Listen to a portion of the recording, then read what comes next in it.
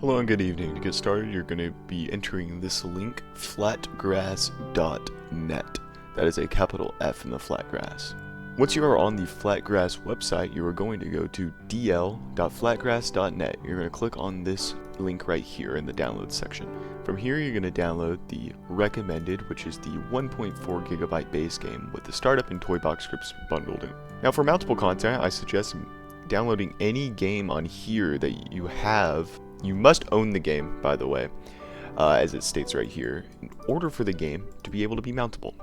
Now, of course, as a reminder, it is very important to remember to have gmod installed alongside the games you wish to mount to gmod 12. That is the most important step of all this, is that you must actually have gmod installed. Now, within Steam, we're going to go to Add a Game, Add a non-Steam game, and from here we're going to select Browse. We're going to go over to where we download our game. In this case, I put my folder in Documents. This is where gmod 12 flatgrass is for me.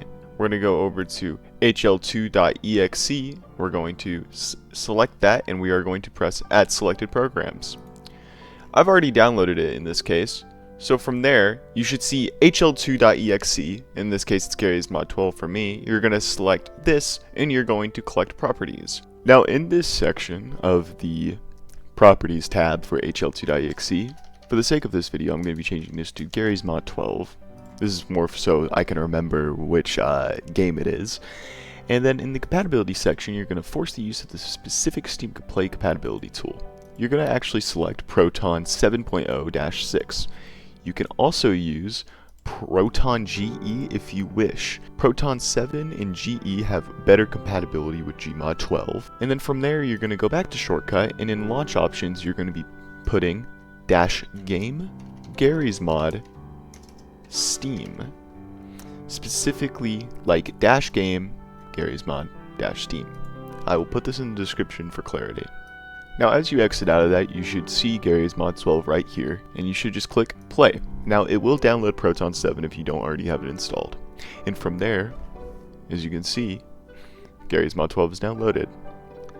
Now, obviously, some of the text is a little too big. Now, obviously, we're missing something. We're missing Toybox, which is a feature that has been archived and revived by flatgrass.net. In order for that to work, we must modify a couple files. Within the Flatgrass website, there is a section that is called Toybox. You can click that link right there, and it will take you over to this section, which tells you how to do it. Now, obviously, we're not on a Windows system, so we can't use this file right here. But these are over here are very important. We're actually going to go over to a file in our terminal called etc hosts. Now, within my terminal, I've already done this, so you're going to be putting in this specifically. You can use whatever text editor you have. For this case, I'm going to be using Nano. And then from here, as you can see, literally all you need to do is just copy and paste what it says in the Toybox website. And from there, you can save it and exit. For this example, I'm going to be pinging toybox.garrysmod.com. As you can see, it does indeed work. So from there, we can go back to our Garry's Mod, and we are going to see if Toybox works.